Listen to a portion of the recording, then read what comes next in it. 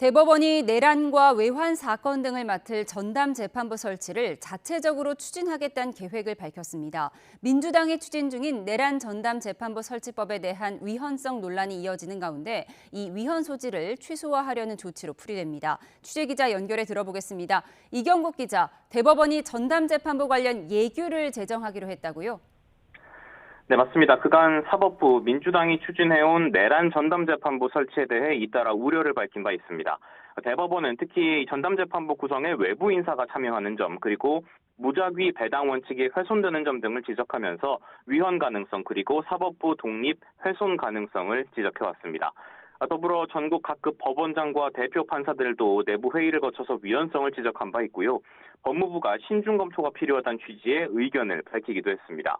그리고 최근 진행된 사법제도 개편 공청회에서 문영배 전 헌법재판소장 권한대행이 분노는 사법개혁의 동력이 될 수는 있지만 내용이 될 수는 없다면서 쓴소리를 하기도 했습니다. 이에 민주당 재판부 구성의 외부 관여를 제외하는 등 위헌 소지를 줄이기 위한 수정안을 최근 마련하기도 했는데요. 하지만 무작위 배당 원칙 훼손으로 인한 공정성 우려 등은 여전하던 상황이었습니다.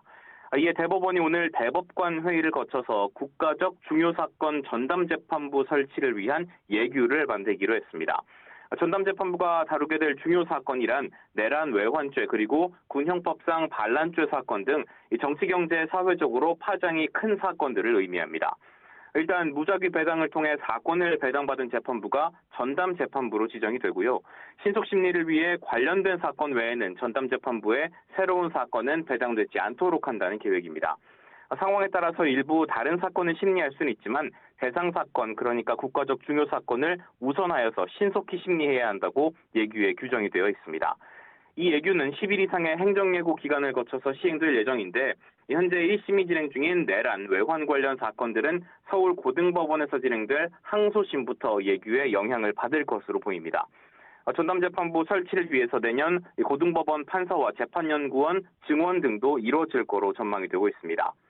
대법원은 이번 예규를 제정하기로 한 것은 국민과 국회의 우려를 해소하기 위한 조치라고 강조했습니다.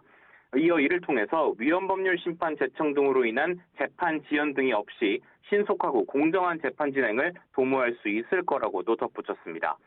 다만 민주당은 이미 연내 내란 전담 재판부 설치법 처리를 예고해둔 상황인데요. 대법원 관계자는 해당 법안이 통과된다면 예규가 아닌 법이 우선시될 수밖에 없다고 설명하기도 했습니다. 지금까지 사회부에서 전해드렸습니다.